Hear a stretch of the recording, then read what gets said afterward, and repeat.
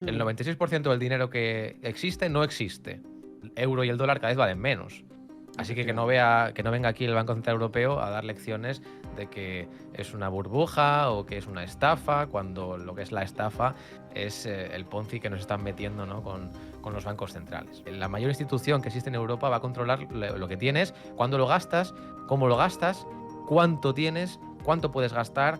Y ahí ya, bueno, y ahí entra la parte de especulación que mucha gente cree que van a poder decidir cuánto al mes vas a poder gastar en ocio, cuánto vas a poder gastar en restaurantes, cuánto vas a poder gastar en lo que a ellos les dé la gana. Y si hay un sector que no les guste mucho, pues tienen la capacidad de caparlo.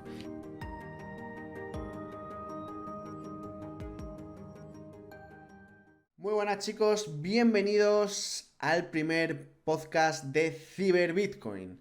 Un podcast que, como su propio nombre indica, vamos a hablar de Bitcoin y del mercado de las criptomonedas en general.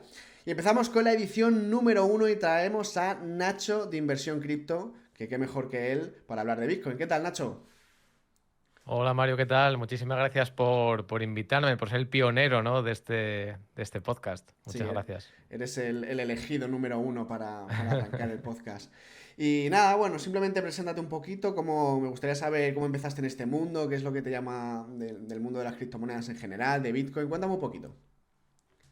Pues nada, la verdad es que yo he empezado con muchas personas, ¿no? Yo no tenía un trabajo relacionado con el mundo de las criptomonedas porque Mm. antes no existía. Yo empecé en este mundillo en el 2018, que de aquella era profesor, es decir, no tenía nada que ver. Bueno, sí que tiene que ver porque al final la labor, digamos, divulgativa, formativa de YouTube, pues algo tiene que ver, ¿no? Pero siempre me dio ese cosquilleo Mm. por ahondar un poco en las cloacas de lo monetario, en esto que sube de valor, qué significa. Yo, claro, Sí. hace 5 o 6 años no tenía ni puñetera idea, por no decirlo de una manera peor ya para empezar el podcast, eh, de lo que era Bitcoin, de lo que era una criptomoneda, de lo que significaba Mm. que una criptomoneda fuera una criptomoneda. No sabía cuál era la diferencia entre criptomoneda y divisa nacional, no tenía ni idea. Y Mm. bueno, todos tenemos un inicio, ¿no? Y bueno, poco a poco fuimos formándonos, fuimos investigando, también pues tuve una formación en, digamos, lo que es macroeconomía, porque yo creo, y aquí te hago un inciso, Sí. y creo que le va a interesar a la gente, que no tiene mucho sentido, ¿vale? Esto ya es opinión personal mía, no es ninguna afirmación categórica, no tiene ningún sentido formarte a lo mejor en blockchain, en lo que es la criptografía, en Bitcoin y demás, sin entender lo que es la masa monetaria, sin entender lo que son los ciclos económicos, sin saber dónde estamos, sin saber que hay una correlación entre Bitcoin y lo que es los ciclos económicos, aunque no sea exacta. Mm. No podemos entender la oferta de Bitcoin y la demanda sin entender primero eh, qué es la ley de la oferta y la demanda. Entonces yo creo que todo esto me ayudó en su día a entender lo que es Bitcoin y por qué Bitcoin, que bueno, incido mucho en Bitcoin, pero si quieres luego hablamos de por qué Bitcoin y no otras. Mm. ¿Por qué Bitcoin puede ser una solución a la estafa que nos están metiendo los estados de la teoría monetaria moderna, que también si quieres lo profundizamos después? Y pues básicamente la impresión de dinero, las inyecciones de liquidez, que al final todo esto son efectos monetarios que generan inflación y el ciudadano de a pie siempre acaba perdiendo poder adquisitivo. Mm. Entonces yo creo que Bitcoin en ese momento pues me brindó, me abrió, digamos, los ojos y digamos, me impulsó a seguir estudiando, a seguir aprendiendo. De aquella pues profundicé también en lo que son algunos canales que hoy día siguen por aquí en YouTube. La verdad es que todos hemos ido de la mano de los demás, ¿no? Los que estaban antes. Y también, pues evidentemente, nos hemos tenido que poner las pilas en cuanto a vídeo, en cuanto a audio, en producción. Y 5 años después, o 6 años después, ya perdí la cuenta, pues aquí estamos. Es cierto que el canal lo empecé hace dos, ¿eh? El Mm. canal lo empecé hace dos.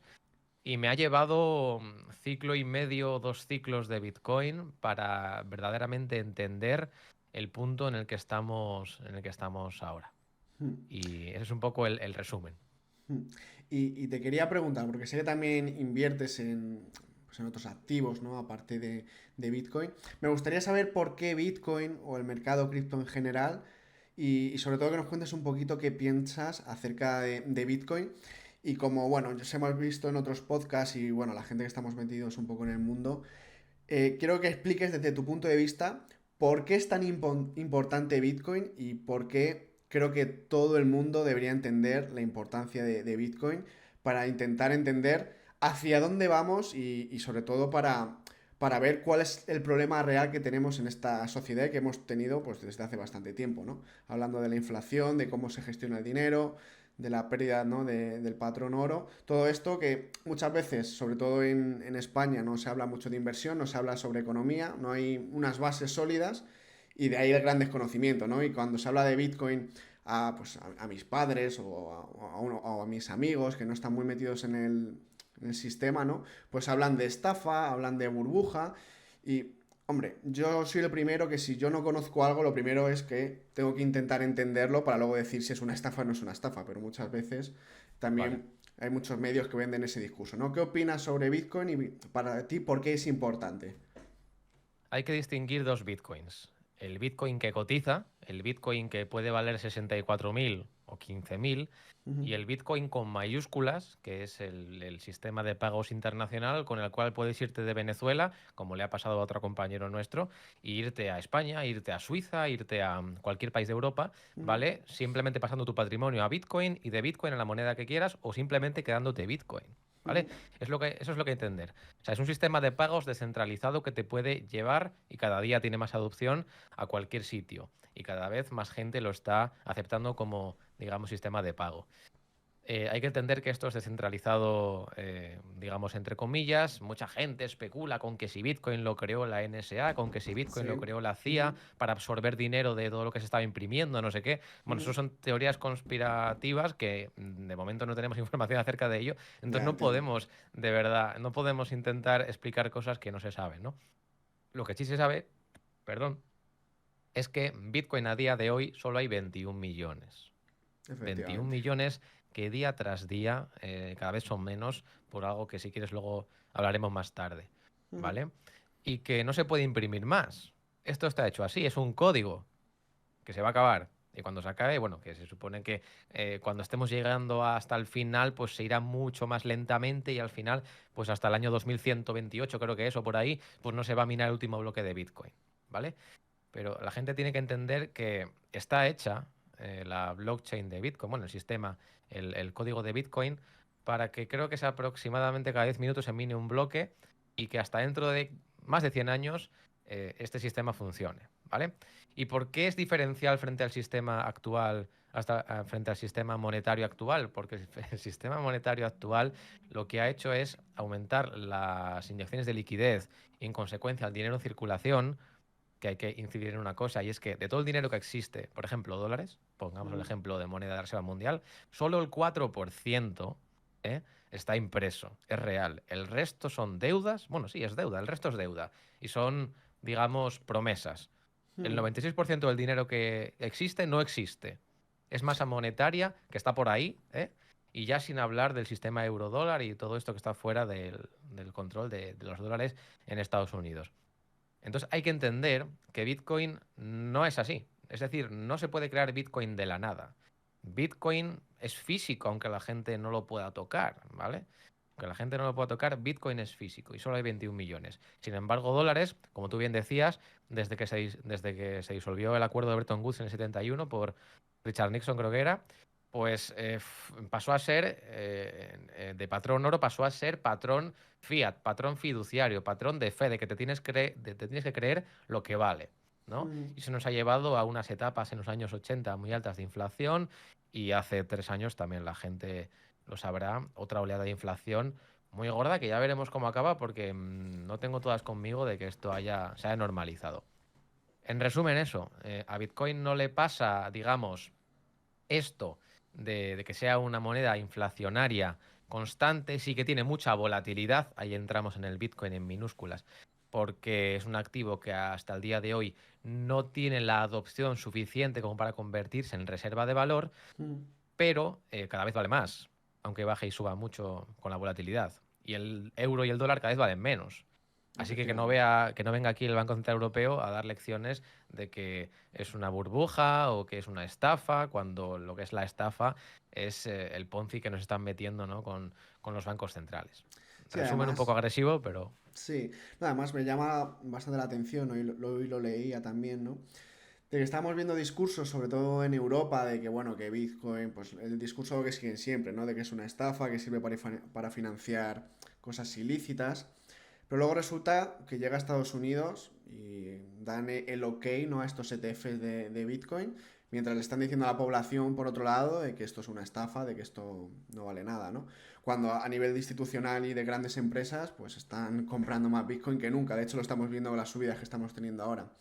A mí hay una cosa que me llama la atención y es un tema que me gusta mucho, además lo suelo hablar bastante, que es el tema de la CBDC y cómo se está disparando la necesidad de implementar estas monedas digitales controladas e impresas por los bancos centrales. Porque yo creo que estas monedas digitales no hubieran existido nunca si no hubiera nacido Bitcoin y si no hubieran conocido Bitcoin. Es decir, si Bitcoin no existiera, yo no sé hasta qué punto estas monedas digitales hubieran existido también, ¿no? Entonces, ¿qué piensas sobre estas monedas digitales impresas y controladas por los bancos centrales? Claro, es que la gente piensa que el dinero ya es electrónico. No, tu dinero se supone que está, que no está, pero bueno, se supone que está en un banco privado, en un banco comercial a día de hoy, ¿vale? Mm, Lo que quiere hacer el Banco Central Europeo, lo que ya lleva implementando China ahí por detrás, ¿no? Mucho tiempo, y lo que quiere hacer también Estados Unidos, la Reserva Federal, es crear un dinero digital que ellos mismos emitan directamente a la persona, ¿vale? A tu cuenta. mm, Eso tiene muchos peligros. Según Lagarde, y no sé si lo decía también una política española, que es la que se encarga un poco de estos temas, ahí en Europa, me refiero en Bruselas, sí. decía que era por motivos, eh, por lo que tú decías, ¿no? Que es más, que vale más la pena no tener tanta privacidad, según ellos decían, con tu dinero, porque así de esta manera no se podría financiar el terrorismo, no se podría financiar las guerras de África, no sé qué. Bueno, al final lo que están haciendo es, sí, sí, vale, esto no es tan privado. ¿Cómo que no es tan privado? Es que no es privado. Es que la mayor institución que existe en Europa va a controlar lo que tienes, cuándo lo gastas, cómo lo gastas, cuánto tienes, cuánto puedes gastar, y ahí ya, bueno, y ahí entra la parte de especulación que mucha gente cree que van a poder decidir cuánto al mes vas a poder gastar en ocio, cuánto vas a poder gastar en restaurantes, cuánto vas a poder gastar en lo que a ellos les dé la gana, y si hay un sector que no les guste mucho, pues tienen la capacidad de caparlo.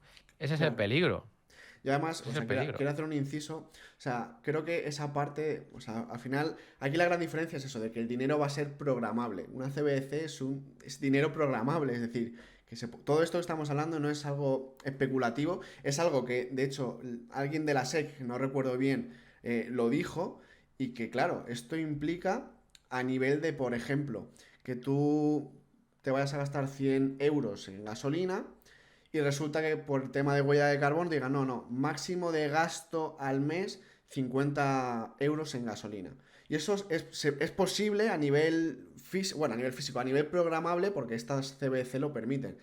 Entonces, es una especulación, sí, pero lo han dicho ellos mismos y estas monedas digitales son programables y a nivel de programación se puede hacer y es muy sencillo, ¿no? Entonces, pues como decías tú, Lagarde y esta gente que dice que bueno, que vamos a tener que vender un poco nuestra privacidad, pero al final nos lo van a intentar colar como siempre, ¿no? Y es algo que me preocupa y que es interesante que por lo menos la gente conozca hacia dónde vamos y ya que cada uno saque sus propias conclusiones y que cada uno pues sepa cuál es el futuro que ya casi es un presente al que nos enfrentamos.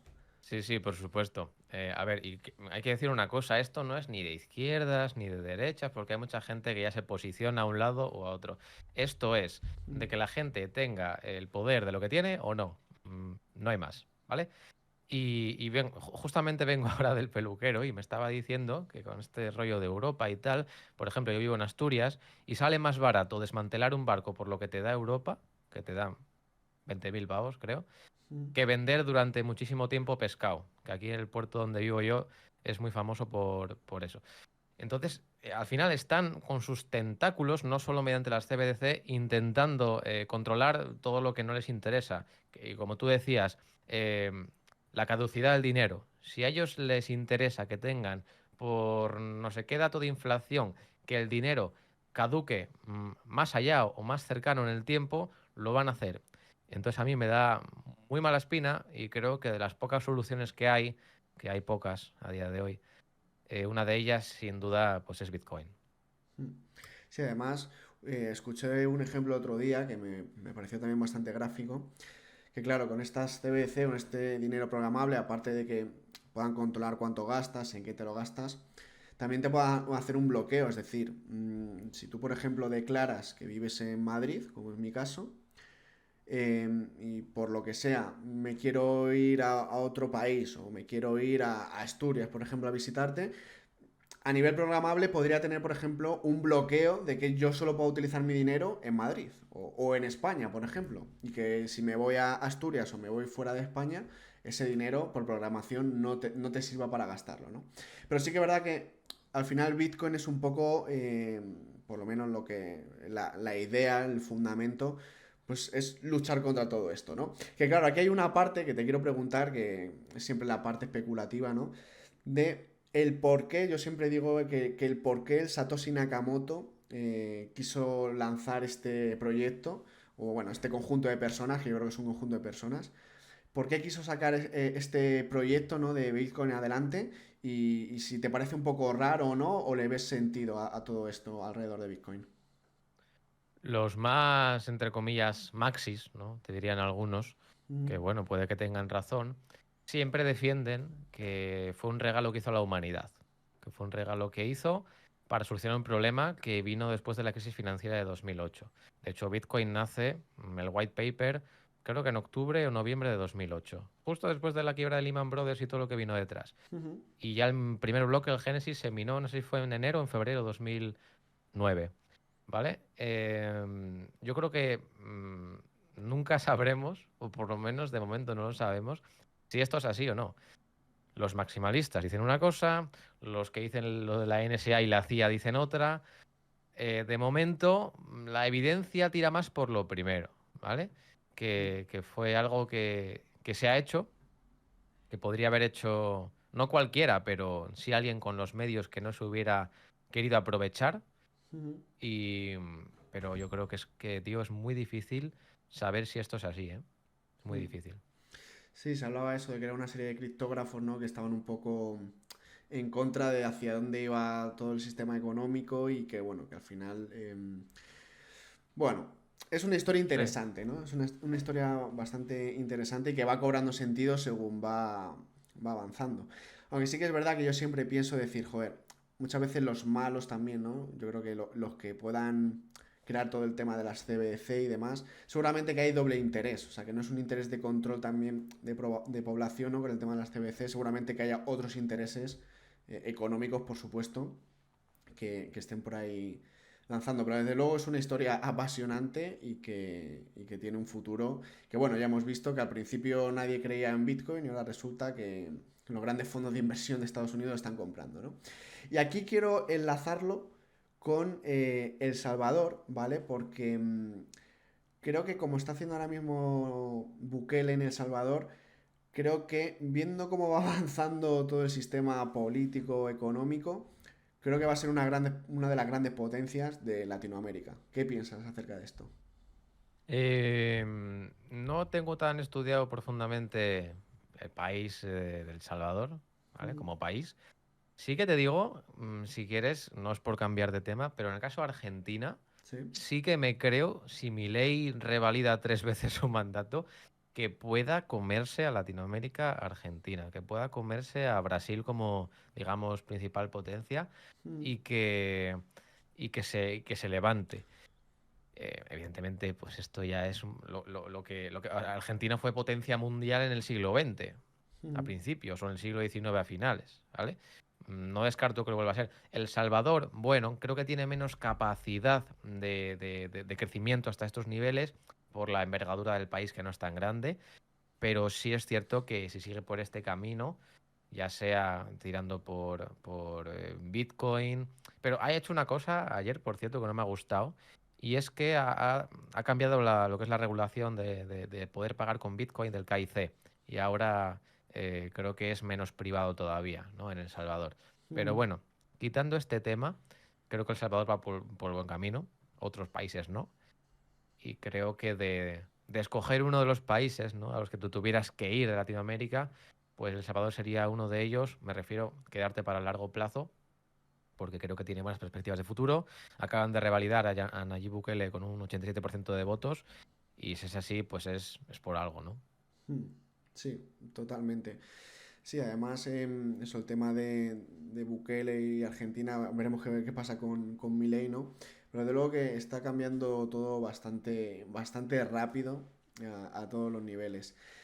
Bien, me gustaría hacer una pregunta de ¿qué piensas de Bitcoin respecto a los otros proyectos, ¿no? Porque has dicho al principio que Bitcoin es como que está a un lado y luego está el resto del ecosistema cripto, ¿no?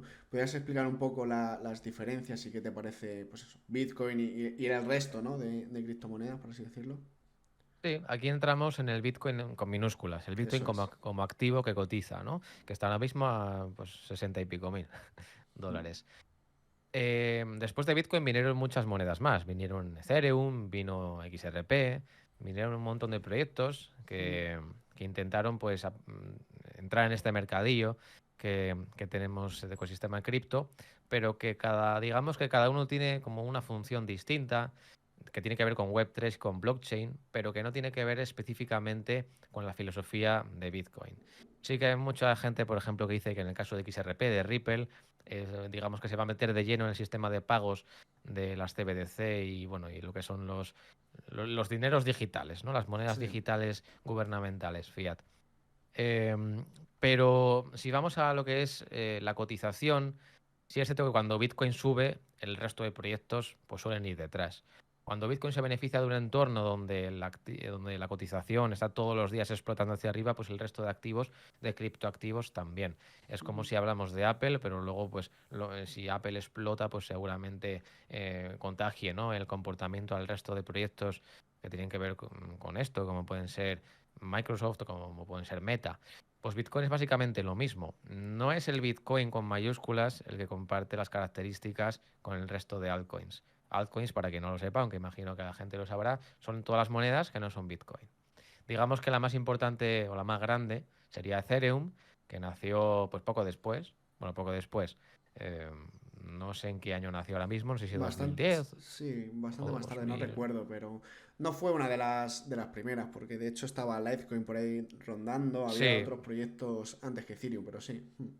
sí, digamos que fue la segunda donde más la gente depositó su confianza después de Bitcoin. XRP creo que nació en 2012, XRP que por ahí sigue. Pero bueno, digamos que en cada ciclo van sustituyéndose narrativas. Por ejemplo, en este último ciclo de Bitcoin, que cuando digo ciclo me refiero desde el inicio, desde que se da el halving hasta el siguiente halving, estos últimos 4 años, pues la narrativa de la IA, de la inteligencia artificial, ha tirado muy hacia arriba de proyectos, de tokens que tienen que ver con la inteligencia artificial. Véase Render, véase Agix, el ecosistema de Cardano y muchos otros tokens, ¿no? Pero, por ejemplo, el top cripto del 17, 18 no tiene nada que ver con el de ahora. Estaban las número 4, 5 y 6 o por ahí, como tú decías, Litecoin, Dash, IOTA, Bitcoin Cash. ¿Dónde están esas ahora? Es Sí, que han bajado y han sido sustituidos por otras, ¿no? sí. Además, si vas al histórico, ¿no? de ese top de criptomonedas hace unos años, es muy curioso porque al principio, los primeros años, todas eran acababan en coin, ¿no? Estaba Bitcoin, me lo invento, Pepecoin, bueno, Pepecoin no, pero bueno, quiero decir, todas Sí. acababan en coin, ¿no? Y la mayoría, por no decir todas, prácticamente han desaparecido. Y aquí cojo un poco una frase que dijo Pablo Gil, que Ujú. decía que cuando, por ejemplo, las empresas de informática hace unos años teníamos a las más grandes, ¿no? Como por ejemplo IBM, incluso antes de que apareciera Microsoft. IBM fue una de las primeras. Y bueno, Ujú. incluso otras empresas grandes, ¿no? Y que de esas 10 empresas que había a lo mejor hace 20 o 30 años, si lo trasladamos ahora, a lo mejor sobrevive una, que puede ser Microsoft, Apple y poco más, ¿no? Y Google, que por ejemplo nació ya un poco más tarde. Por lo tanto, con los proyectos, si esto lo trasladamos al proyecto cripto, pasa muchas veces lo mismo, ¿no? Que muchas de las empresas o proyectos que antes estaban ya no van a estar. Y todavía con más sentido en el mercado de las criptomonedas porque yo creo que según vayamos avanzando en el tiempo, van a llegar grandes empresas que van a meter sus tentáculos directamente en el mercado. Entonces, sí, a lo mejor Ethereum está muy bien, pero a lo mejor llega mañana Microsoft, te crea un proyecto de contratos inteligentes tres veces mejor que Ethereum y coge y te desbanca al proyecto de Ethereum, ¿no? Entonces, es importante destacar y diferenciar, pues, Bitcoin, ¿no? Que es como el gran, pues, el gran elegido, vamos a decirlo así, y el resto de proyectos cripto. Hablando un poquito de Bitcoin, Totalmente. ¿qué opinas? Porque ahora bueno, está explotando. Ayer fue un día de euforia total. Te quería preguntar cómo ves a Bitcoin este año. Ujú. ¿Crees que vamos a romper máximos históricos o no? ¿Y qué opinas un poco a largo plazo? ¿Cómo ves a Bitcoin este año y un poco a largo plazo? Bueno, yo creo que es innegable que Bitcoin ha superado ciertas resistencias. Desde yo creo que no sé si fue el 24 de octubre o por ahí, que fue cuando, digamos, BlackRock presentó su solicitud para, para aprobar su ETF. El resto de empresas fueron detrás y desde ese momento abandonamos los 26.000 y empezamos a subir hasta hoy. Estamos en 60 y pico mil. Sí es cierto que nunca, o sea, que nunca hemos tenido subidas todos los días sostenidas, lo digo porque no se acostumbre la gente, donde todo sube y nada parece tocar techo, ¿no?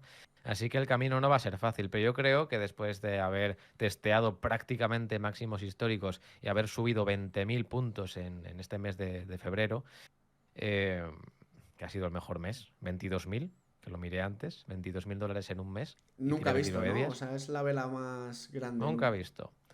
Te lo digo ahora. Mira, desde el día 1 de febrero, ¿vale?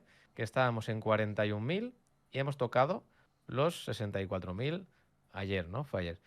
Eh, pues yo creo que esto es un poco una declaración de intenciones.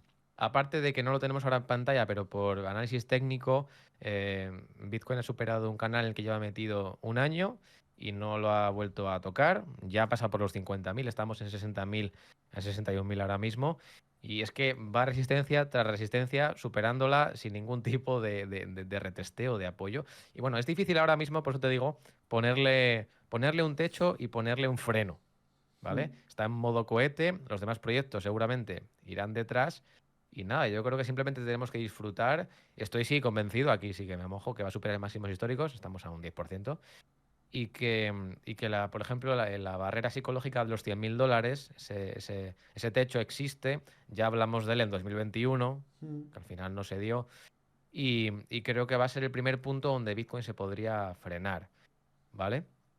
Luego quedarían por en medio barreras como 70.000, 80.000, 90.000, pero creo que en este ciclo lo que no se está dando cuenta la gente es que los ETFs se están apropiando cada día de decenas de miles de bitcoins que salen del mercado OTC, que para quien no lo sepa es muy simple, es el mercado out the counter o over the counter, mejor dicho, es decir, no es spot, no afecta al precio en ese mercado, las compras de instituciones, ya sean mineros que venden lotes a los exchange o mineros que venden a los ETFs o mm, también hay un fondo que tiene Coinbase que es Coinbase Prime que le vende también a los ETFs. Bueno, Mm. todo eso se está secando y ya no quedan prácticamente Bitcoin en esas mesas OTC, ¿no? Entonces a mí me da un poco de miedete lo que puede pasar con el precio cuando eso se acabe, porque es que van a tener que recurrir al mercado spot o a comprar directamente a los mineros, acordar, no sé, con un contrato, ¿no?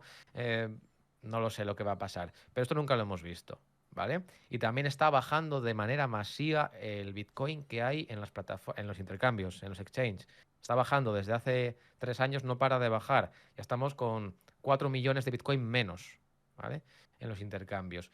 Y si esto sigue contando con que hay 4 o 5 millones de Bitcoin perdidos, no sé si era 1 millón que son de Satoshi, en Mm. teoría, ¿no? Por ahí, O, no sí. sé, o más. Eh, Creo que le y, enviaron también otro millón o algo así, como que lo donaron a la billetera también. Pero sí, pues por ahí. mira, fíjate.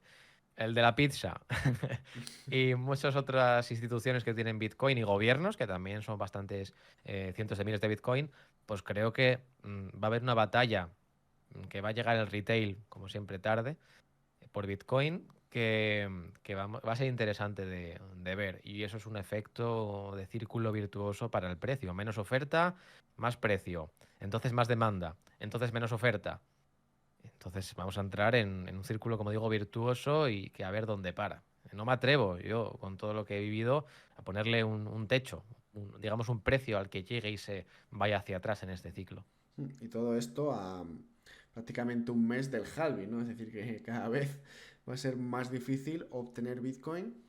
Y claro, lo que comentabas tú, que no, yo la verdad que no lo sabía mucho y lo has aclarado bastante bien. Claro, ¿qué va a pasar, ¿no? En el momento de haber Bitcoin, de que no haya liquidez real en los exchanges y en ningún sitio, ¿no?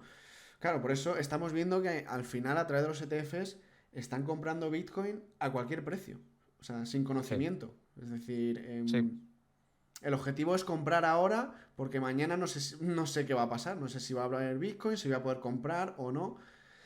Entonces, claro, a mí es algo, yo lo comentaba en el vídeo de hoy y ayer, que está llegando un momento que ya incluso las ballenas de Bitcoin no tienen ninguna potestad de mover el mercado. O sea, al final, como van a llegar estos grandes fondos de inversión, empresas, es que incluso las ballenas que llevan acumulando Bitcoin, que tienen muchísimo Bitcoin, van a quedar casi como tiburones, ¿no? De que no van a poder casi, pues, aportar nada al mercado ni capaces de moverlo ni nada por el estilo, ¿no? Entonces, va a ser claro. interesante, desde luego. Es que al final a ver, yo llevo mucho tiempo analizando, intentando analizar, porque al final es una información muy difícil, lo que hacen las ballenas. Pero es que han entrado desde hace 5 meses, como te digo, lo de los ETFs, y es que han descuajeringado toda la ecuación, Claro. ¿vale? O sea, lo que están haciendo nunca se ha visto. Es que es totalmente, no sé, no tiene nada que ver con lo que se ha visto hasta ahora. Cientos de miles de Bitcoin desde el 12 de enero. Entonces, pues nada, pues a ver en qué acaba todo esto. Sí que es cierto que tenemos la cara B de todo esto, ¿vale? Que es el entorno macro, el entorno dólar, el entorno Estados Unidos y el resto de países, que sí que están, digamos, normalmente Bitcoin, te quiero decir, ha tenido una correlación con el Nasdaq, con el SP 500, con la bolsa, con fenómenos malos cuando tuvimos el confinamiento, ¿no? Y toda esta movida. La bolsa se desplomó, Bitcoin también. Muchos decían que iban a ser la revolución, que iba a subir Bitcoin a 100.000 en 2020 porque íbamos a estar todos en casa y iba a colapsar el sistema. Bueno, al final se derrumbó. No sé si fue a $9.000 o a 3.000, Sí, no me acuerdo cayó ya. bastante, sí. Y al final no fue así, ¿vale? Los cisnes negros no benefician a Bitcoin. Entonces no hay que engañarse de que cualquier cosa que pase, porque todo es muy bonito ahora y está muy bien hablar con todo bonito, pero cualquier evento de cisne negro, no sé, un aviso nuclear inminente o cualquier cosa puede, puede ser terrible para Bitcoin, como ya hemos visto. Ya sea con el desplome de la bolsa del 18, en el caso del SP 500 un 20 y pico por ciento, en el caso de Bitcoin 84, ya sea en 2020 con lo que tuvimos o ya sea cualquier otra cosa que pueda pasar, ¿vale? Lo digo porque está la Reserva Federal con los tipos de intereses muy altos, que para quien no lo sepa son como quimioterapia para el mercado, y entre otros factores, cuando se les acabe el chollo de la liquidez, que no voy a ponerme ahora a explicar, ¿vale? Ya sea antes o después de las elecciones de 2024 de este año, ¿vale? Ujú. Podríamos ver pues un techo en los mercados y ahí tendríamos que analizar si Bitcoin va a seguir subiendo o se va a dar la vuelta como siempre ha hecho, ¿vale? Esto es en el largo plazo la correlación. Sí que podemos tener en el medio plazo una bolsa lateral, lateral bajista, lateral alcista, un poco que no moleste, digamos, que no llame la atención, y Bitcoin sin parar de subir. Eso también se ha visto. Pero quiero recalcar que cualquier evento difícil de asimilar y que cree pánico, ¿no? Puede afectar al precio. Sí, además lo has explicado muy bien porque es que de hecho la gráfica se ve, por ejemplo, con lo del COVID, que fue brutal, ¿no? Esas caídas que tuvimos, que es lo más reciente un poco que conocemos y que yo de hecho ya por esa época estaba con Bitcoin y lo vi en directo, vaya, fue brutal. Entonces, claro, es lo que hablamos siempre, ¿no? Ni todo es muy bonito, o sea, ni todo es muy bueno, ni todo es muy malo. Lo que sí que Ujú. es verdad que yo ahora mismo, para mí es impredecible saber lo que va a ocurrir. O sea, yo ya no me atrevo a decir del precio va a subir. O sea, yo antes de lo de los ETFs hablaba de que iba a haber una gran corrección, de que íbamos a ir a buscar otra vez la parte baja del canal. ni parte baja del canal, ni ningún tipo de corrección hemos visto todavía a día de hoy, ¿no? Entonces Yo yo ya, también o sea, yo tampoco descartaba ese escenario. Es decir, justo, teníamos muchísima liquidez por debajo, con plataformas que podemos analizar la liquidez. Había mucha acumulada en 48.000, no tocamos los 48.000. Antes de eso había mucha acumulada en 36.000. Pero por eso yo creo que tenemos que diferenciar lo que es el análisis de lo que es el cómo actuar, ¿no? En plan de, bueno, voy a vender aquí todo porque hay mucha gente, y ya pues rompiendo un poco el tema, mucha gente que siempre pues echa la culpa al creador de contenido de turno sí. o con lo que sea, ¿no? Que dice, es que dijiste que había liquidez en los 48.000 y al final ha subido sin tocarlos y vendí todo y me he quedado fuera. Digo, "Mm, ¿qué tiene que ver una cosa con la otra? O sea, tu gestión ha sido pésima, ¿no? Y eso hay mucha gente que no lo acaba de asimilar, no lo acaba de ver. Entonces hay que recalcar y decir a la gente que no se pueden tomar decisiones drásticas de vender todo en el techo y comprar todo en el suelo, porque vas a acabar haciendo lo contrario. Es lo que le pasa a muchos. ¿No? O sea, todos hemos tenido hostias en este mercado cuando hemos empezado, pero de eso se aprende. Y yo creo que lo más recomendable, bueno, sin recomendar, ¿no? Pero lo más lógico en este mundo es, sabiendo la volatilidad y toda lo impredecible que es Bitcoin y el resto, por supuesto, de criptomonedas, es llevar a cabo una gestión o bien de compras periódicas o bien comprar cuando tu indicador te diga que está barato o lo que sea, pero no tomar decisiones escandalosas de vender todo arriba para comprar todo abajo, porque nadie va a saber cuándo va a ser el techo ni cuándo va a ser el suelo. Claro.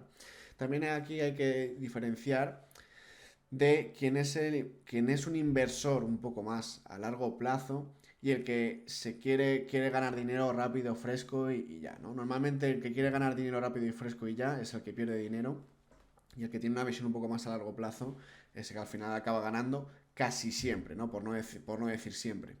Pero sí que es verdad que muchas veces normalmente, es que claro, es que vamos a partir de la base de que la mayoría de la gente que entra a las criptomonedas es para la especulación máxima y total, ¿no?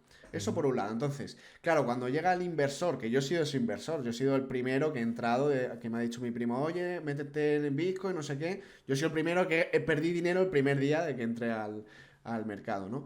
Pero sí que es verdad hay que verlo dependiendo de eso, del nivel que tengas y cómo te quieras empapar. Si quieres hacer más trading y tener un poco más de visión de mercado, pues ahí sí que tienes que hacer tus propios análisis sí o sí. Pero sí o sí, da igual lo que hagas, no puedes hacer caso a nadie porque al final es que vas a perder dinero porque todos nos equivocamos y es lógico. Y es un mercado, como todos los mercados, que es muchas veces impredecible, ¿no? Pero sí que es verdad que hay un problema de... Yo también conozco bastante gente que dice, no, he perdido dinero porque tal youtuber me ha dicho tal o porque no sé qué me ha dicho cual. Claro, es que al final es que el Sí, único es que responsable eres tú. es muy difícil, tío. Porque al final tenemos un canal de YouTube, tenemos que intentar dar la información de forma más directa, concisa, sin dar rodeos, explicándolo todo, sin que se nos quede nada y encima tener la responsabilidad de que la gente, al parecer, ¿no? Que no pierda dinero. Y al final cada uno es responsable de sus decisiones. Hay mucha gente que opera sin saber operar. Poniendo un ejemplo, el otro día me decía uno que había abierto una operación de Bitcoin a 60.050 y que puso el stop loss $10 por debajo, cuando ayer Bitcoin se estaba moviendo de 100 en 100. Bueno, pues Claro. evidentemente al final el stop loss te salta más por debajo que lo que has puesto tú. Entonces hay que entender lo que es, aunque sean vainas, aunque sea la plataforma con más volumen, es que da igual, es un mercado. Para que tú vendas lo que tienes, te lo tiene que comprar otro. Y si no hay nadie dispuesto a vendértelo en ese microsegundo donde tú has puesto, va a pillar la zona inmediatamente inferior, en el caso de ser un stop loss y ir en largo, que quede más cerca. ¿No? Entonces, si tú no sabes los fundamentos de trading, hay mucha gente que está acostumbrada a operar sin saber estas cosas. Que un mercado no es que haya ahí un fondo de bitcoins que tú puedas vender al precio que quieras, es que otro te lo tiene que aceptar. Eso es el mercado spot, ¿no? No es el mercado OTC que tú acordes un precio y ala, ya está, a ese precio. Mm. Entonces, hay mucha gente eso que hace trading, que especula de céntimos ahí con criptomonedas que no conoce ni Peter. Y claro, al final lo que tienes es un mercado muy volátil, con muy poca liquidez, en el caso de Bitcoin no, pero en el caso de las demás sí, que te puede llevar por delante una operación y mucho dinero. Y al final, pues parece que la culpa pues, es del creador de contenido de turno, que solamente quiere informarte, no quiere sacar tajada de nada, ¿no? Mm.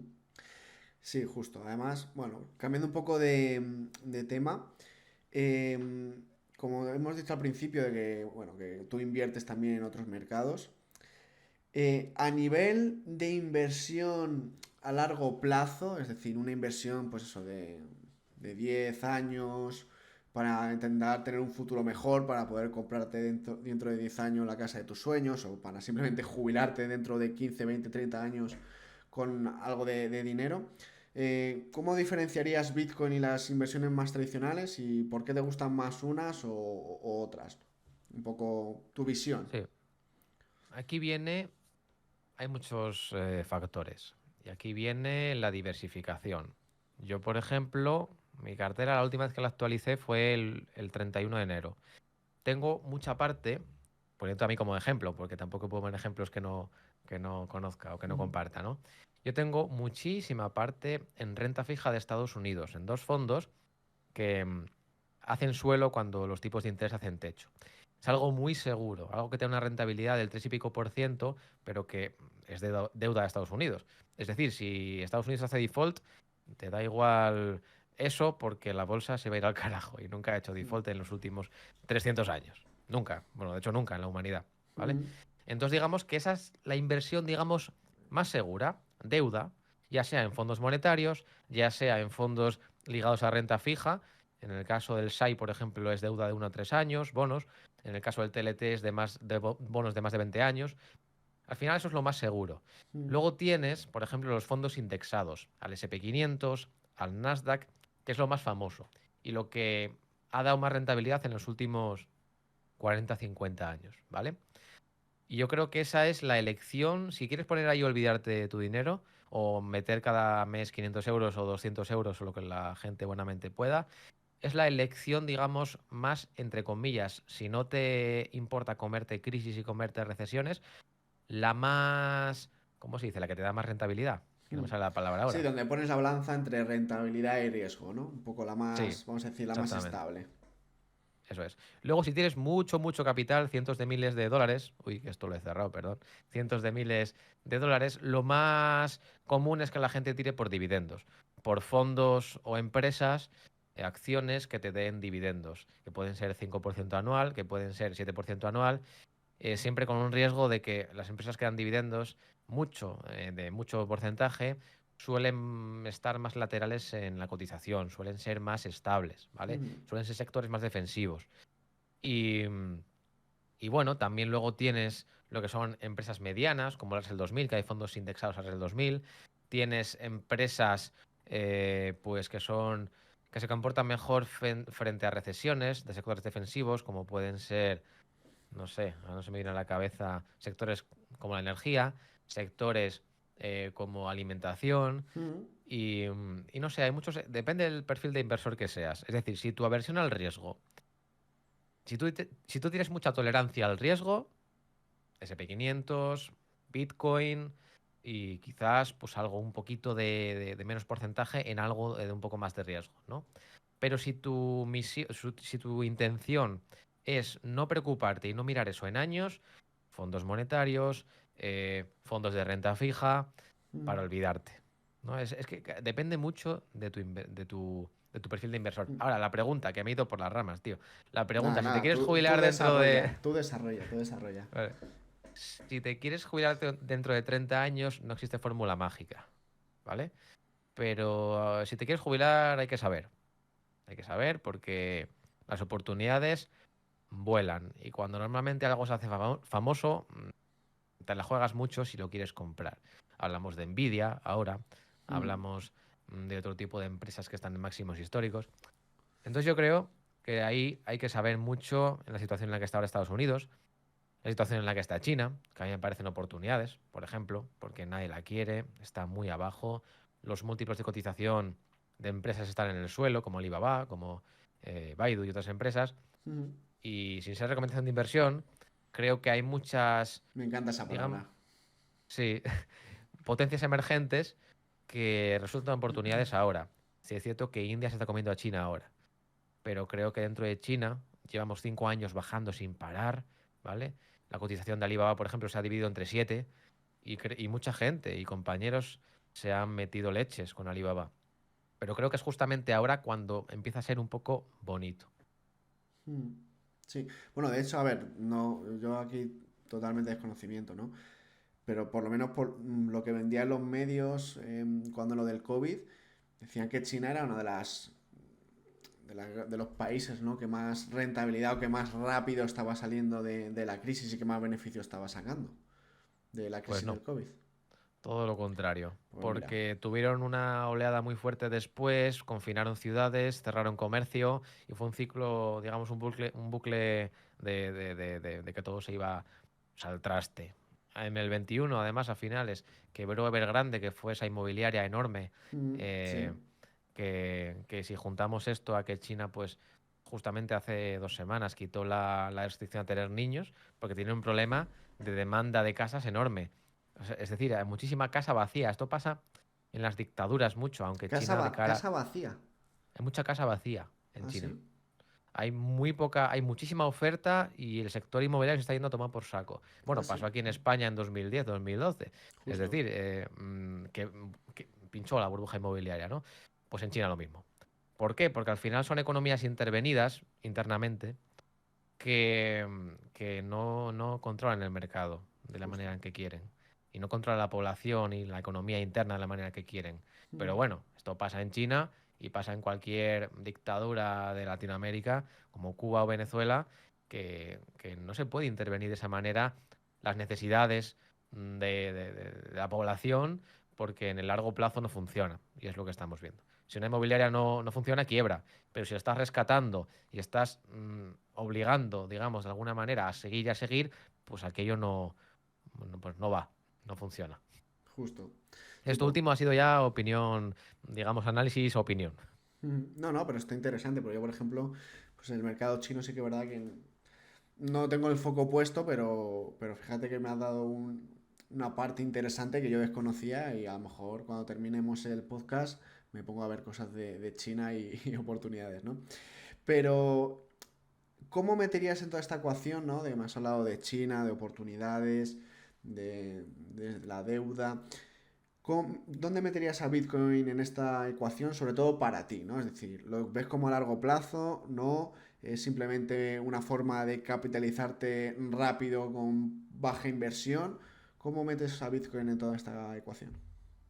Es interesante la pregunta porque aquí hay mucha diversidad de opiniones. Hay gente, compañeros nuestros, que dicen que no van a vender un Satoshi en su vida. Hay gente que dicen que se van a salir en 2025 y hay gente pues que está fuera y que no ha entrado, ¿no? Mm, Yo tengo, o sea, tengo Bitcoin, y no tengo la decisión tomada. Sí que es cierto que las caídas duelen mucho, es decir, un bear market de un año, 2 años, como el que hemos tenido, de caer de 69.000 a 15.500 y soportar todo eso y tener tu dinero aparcado, y no sacarlo, es una decisión muy dura. Totalmente respetable, pero yo creo que hay que empezar a pensar en distribuir un poco el riesgo que tienes, lo que es, ahora están en 61.000 dólares Bitcoin. Si de aquí sube a 200.000 y no vendo nada, pues yo creo que estaría cometiendo, a mi juicio, aquí ya viene la polémica y los comentarios y no sé qué, yo creo que estaría cometiendo un error según mi estrategia, ¿vale? Lo mm, que sí que no tengo duda, también te digo, es que muchas altcoins las voy a liquidar en un año o menos, ¿vale? Porque seguramente acaban de romper estructuras, no hemos hablado de ello, pero bueno, acaban de romper estructuras de suelo y son interesantes para tener en cartera. Si quieres, luego hablamos. sí. Pero lo que es Bitcoin, tengo más mis dudas, pero sí que una parte, ya que he acumulado mucho. Bueno, hace mucho que no acumulo, ¿vale? Pero he acumulado mucho y yo creo que hay que cuidar también el capital. Porque Bitcoin con minúsculas, aunque sea igual de bonito que Bitcoin con mayúsculas, lo que es el activo que cotiza, si se multiplica por 4 por 5, yo pienso que es un error no vender parte. En mi caso, lo de los demás no estoy hablando, estoy diciendo de mi caso, Mm. ¿vale? Yo, por ejemplo, en Y mi aquí me he caso, mojado, pero bueno. sí, no, yo me voy a mojar igual. Yo cuando estuvo Bitcoin en su máximo histórico en el anterior ciclo, me arrepentí de no vender parte de mi inversión. Me sigo arrepintiendo, de hecho, ¿no? Bueno, ahora he conseguido recuperar, pero bueno, Entre Sí. que me arrepentí por no vender parte, los hackeos, las caídas de chains, la ruptura de empresas, la quiebra de empresas, ha sido todo un cóctel tan duro que creo que es un error también bajo mi juicio no vender parte. ¿Que hay que tener Bitcoin en el futuro porque no sabemos hacia dónde vamos a hablar, hacia dónde vamos a ir? Hablando un poco de las CBDC, del poder llevarte tu capital a cualquier otro país a golpe de clic. Creo que es interesante tener Bitcoin en el futuro. Pero sí que es verdad que si lo vemos un poco también a nivel de inversión, venderlo todo o quedarte con todo y no vender nada, creo que los dos extremos es un error. Entonces, claro, aquí la pregunta es en qué momento es la buena decisión de vender esa parte de la inversión, ¿no? Que es cuando intentar identificar pues ese máximo histórico al que se podría llegar más o menos especulando un poco a ver hacia dónde va a ir, ¿no? Pero Eh, sí, yo estoy totalmente alineado contigo en ese sentido. Si quieres te comento, porque este es uno de los errores que yo creo que hemos cometido todos en 2021, y es no atender a lo que en otros ciclos nos ha marcado zona de techos. Por ejemplo, hoy mismo miraba el MVRV, que básicamente es el Market Value partido del Realized Value, que Mm, mide es lo que es el activo de Bitcoin partido de las ganancias realizadas. O sí, digamos, si el retail está en ganancias, si se está forrando y supera el 3,7, que bueno, el ratio es así, ¿vale? sí, Es digamos, un dato de Glassnode, también existirán más sitios. Siempre hemos marcado o un máximo o poco después. Se dio en los 64.000, se dio en el máximo de 2018 y se dio en 2014. vale. Así que yo creo que hay que atender a ese tipo de datos que nos indican que hay una euforia excesiva y eso nos puede llevar al pinchazo de la burbuja. Además, también vemos que, por ejemplo, billeteras entre 100 y 1000 bitcoins a partir de los 50 y pico mil en el ciclo anterior estaban vendiendo. Y cuando le testeamos a los 69 ya estaban la mayor parte fuera. Quizás se precipitaron, pero también es bueno pensar que tenemos que hacer caso a ese tipo de datos en cadena, ya que lo transparente que es la blockchain, que es lo bueno, para, para intentar adelantarse al resto. Aquí no hay que mentirse, o sea, mucha gente va a perder dinero, porque va a preguntarte tu amigo el del pueblo en 200.000 que qué es Bitcoin y qué es Dogecoin, ¿no? Y va a invertir. Y la gente que se pega el primer lechugazo en 2021, pues no será, pero la gente que entra en 2025, pues sí será. Eso es. Sí, además que para que uno gane, otro tiene que perder. Así es cualquier mercado. Vale, y según esas métricas, que yo las desconocía, ¿cuál sería la marca, ¿no? De ese tope de Bitcoin en este ciclo? De precio no existe, porque cada ciclo crecemos menos. No sé si en el último ciclo crecimos un 1100%, me parece recordar, Mm. pero en este ciclo pues, no vamos a subir a 700.000, Sí, además cada vez se evidentemente. sube, se sube menos y se cae menos también. Claro, cuanto más market cap, cuanto más capitalización, hace falta más Ujú. dinero para que suba el mismo porcentaje. Pues no lo sé, no sé si van a ser 200.000 el techo, si van a ser 150, si van a ser incluso 100.000 y nos vamos a quedar todos con un mal sabor de boca. Lo que sí que está claro es que hay que atender a las señales, no tanto al precio, ¿vale? Igual que en una empresa, por ejemplo, poniendo el ejemplo de Alibaba, yo no miro el precio para saber si está barata. Miro indicadores como lo que gana frente a lo que vale, o la deuda que tiene, o Mm. si hay muchos indicadores, ¿vale? Pues aquí lo mismo. Lo que voy a mirar son los indicadores de euforia, de agotamiento, de dónde está el dinero, si en el retail o en las ballenas, ese tipo de cosas. Sí, no, además que aquí en el mercado cripto lo bueno que tenemos es que como tenemos toda la información on-chain, casi que no necesitas tampoco, pues eso, irte a datos, ¿no? De ver a ver esta empresa, por ejemplo, como la de Alibaba, cuánto está generando, cuánto vale, es rentable o no rentable. Muchas veces aquí en el mercado cripto lo bueno que tenemos es que es todo transparente. Si, por ejemplo, tienes 5 o 6 ballenas identificadas grandes, poseedoras de Bitcoin, que de repente se ponen a vender, como ocurrió en el anterior ciclo, y dices, ostras, algo aquí está pasando. O estas ballenas están vendiendo porque sí, o resulta que posiblemente el mercado se pueda dar la vuelta pronto, ¿no? Entonces esos datos son muy interesantes a analizar y sí, muchas veces, además yo el primero, nos centramos mucho en el precio, pero quizá no sea una de las mejores formas de muchas veces ver sobre todo lo que pueda pasar en el futuro, ¿no? El precio, el problema que tiene es que hay mucha gente que analiza Bitcoin como un activo cualquiera, como si fuera el euro dólar, como si fuera una empresa, como si fuera un fondo o el S&P 500. Y no, o sea, no puedes tener, por ejemplo, un RSI, el indicador típico de la fuerza relativa a este, y decir, bueno, hay una divergencia, va a hacer techo. Primero, mal, porque estás yendo a contra de tendencia, estás intentando pescar un techo, como le pasa a muchos. Mm. Y segundo, no funciona de esta manera Bitcoin.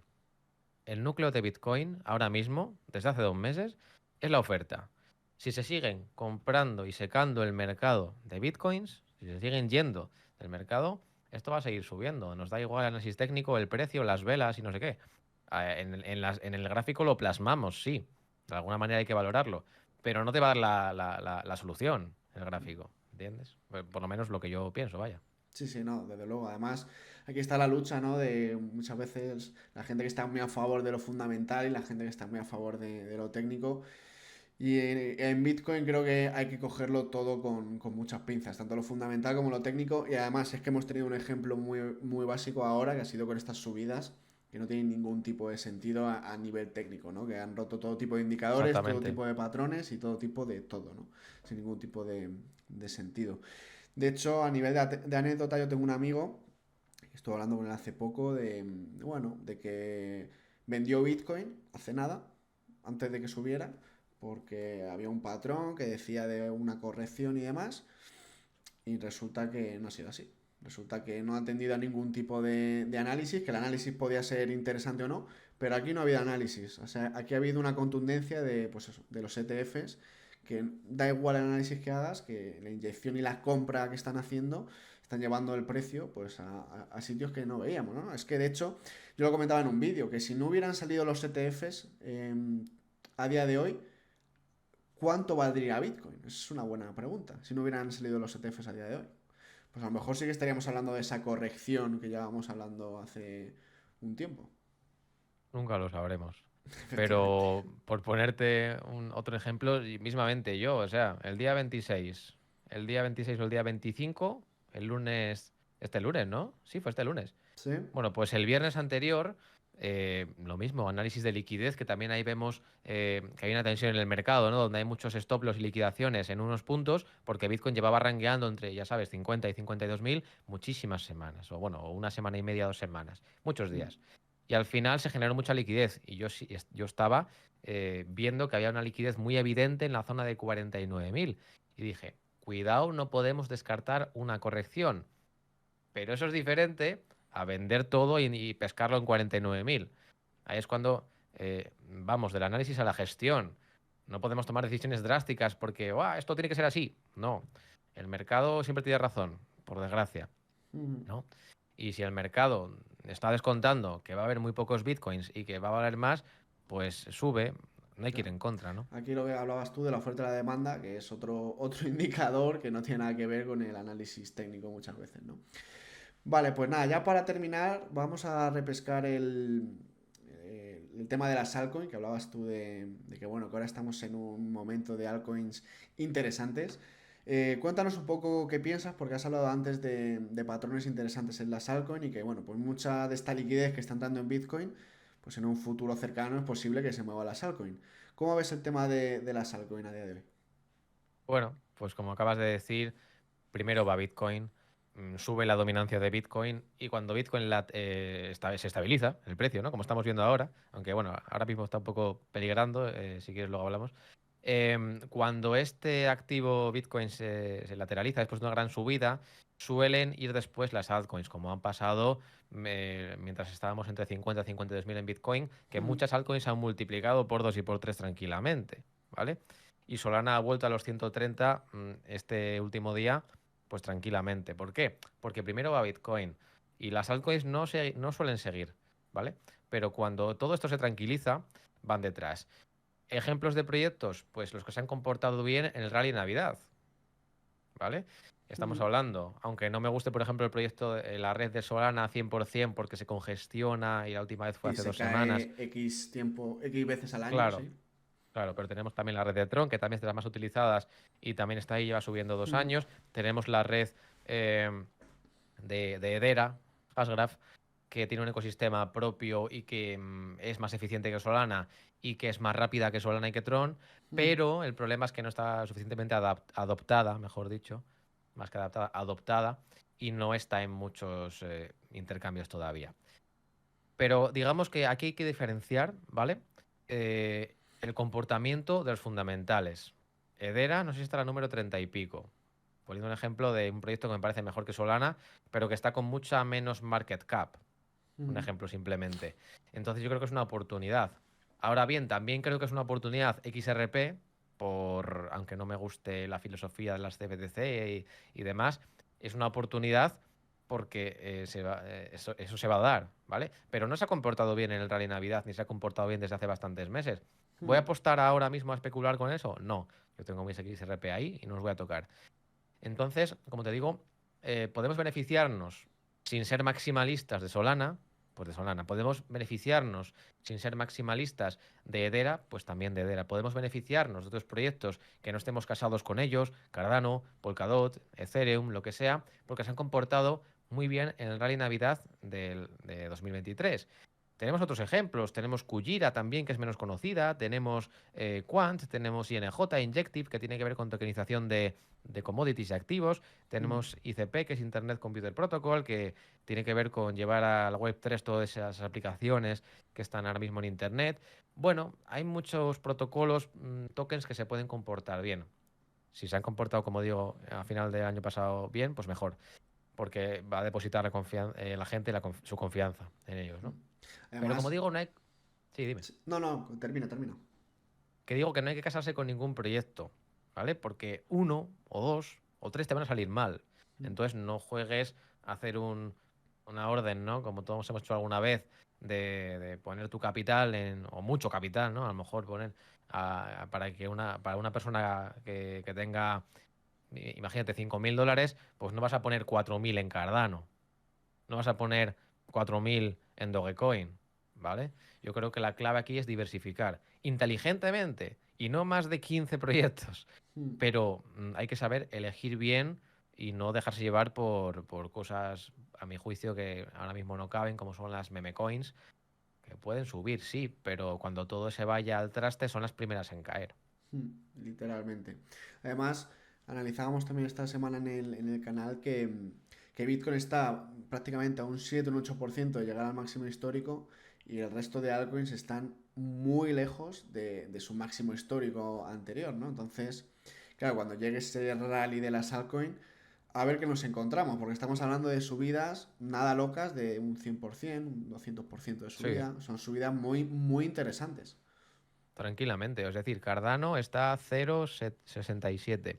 Su ATH, su máximo histórico es 3,14 o 3,20, ¿no? Mm. El número pi, casi. El número Bueno, pi. pues al final, sí, al final se va a multiplicar, si llega a su ATH en este ciclo, pues por 7. Las matemáticas no son lo mío. Bueno, por mucho, ¿no? Por 5 o por ahí. Mm.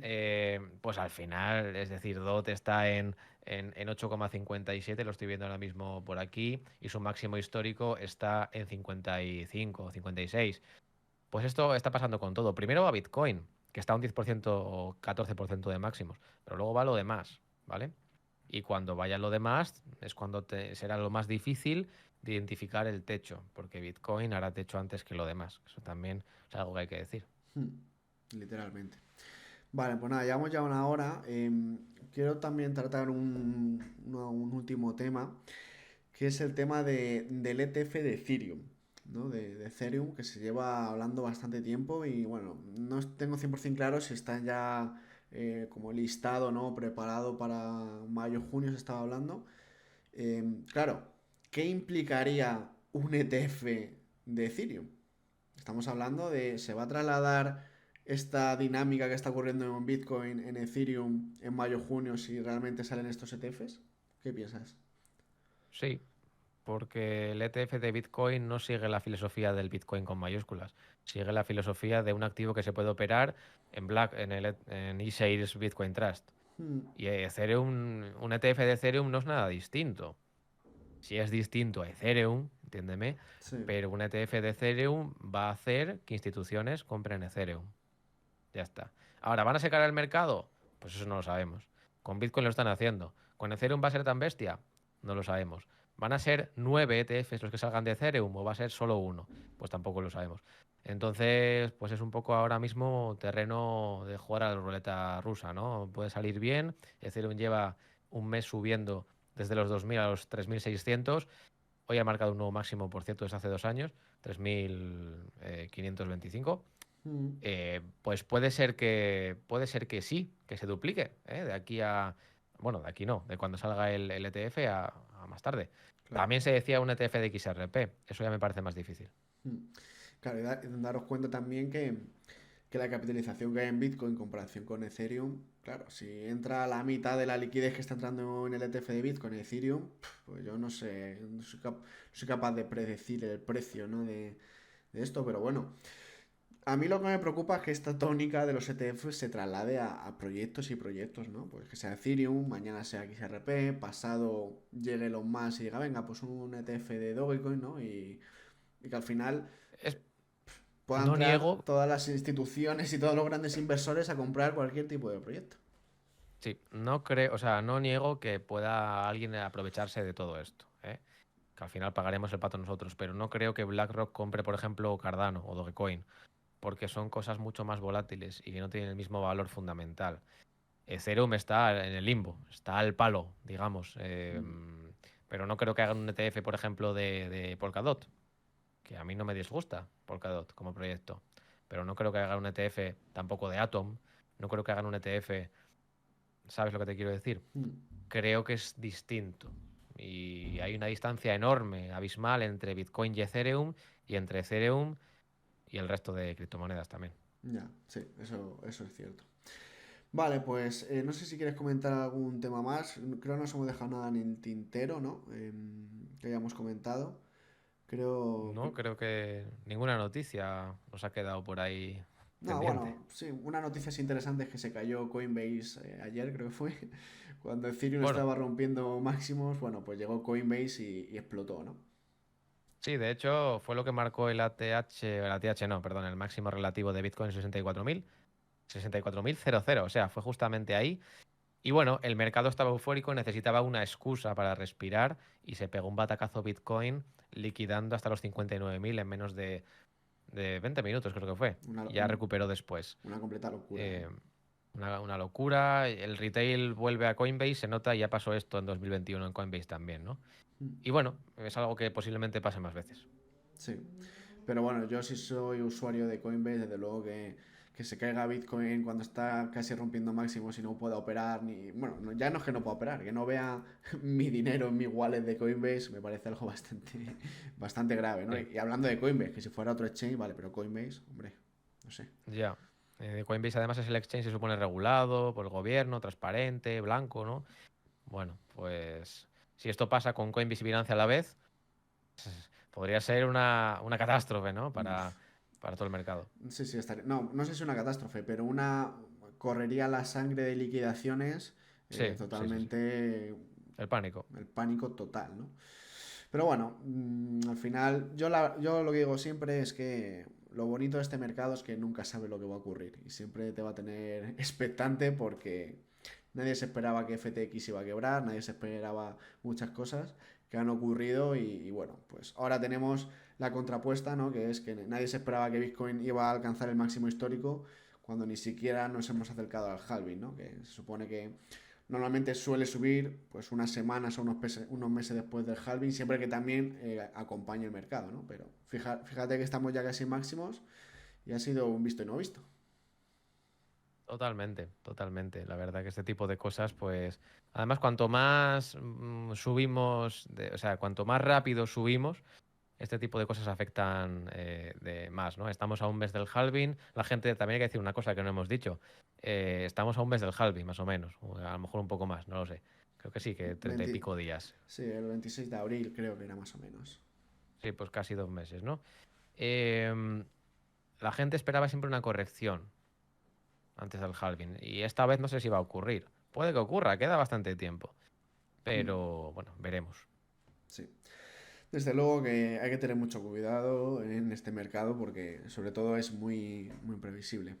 Pues nada, yo creo que lo vamos a dejar por aquí. Bueno, que sepáis que tenéis todas las redes de Nacho y de Inversión Cripto, lo dejaré abajo. Que cualquier duda, pregunta, sugerencia me podéis escribir a mí o a Nacho, que Nacho sabe muchísimo del mercado de criptomonedas y os recomiendo que os paséis por sus redes. Y nada, pues solo que darte las gracias por unirte en este primer podcast, a ver hasta dónde llega esto, a ver si lo podemos impulsar. Y nada, pues que muchísimas gracias por todo. Muchísimas gracias a ti, Mario, por invitarme y vuelvo cuando quieras. Vale, pues nada, oye, muchísimas gracias y nada, un abrazo. Vamos hablando. Hasta Hasta luego, luego. chicos, chao.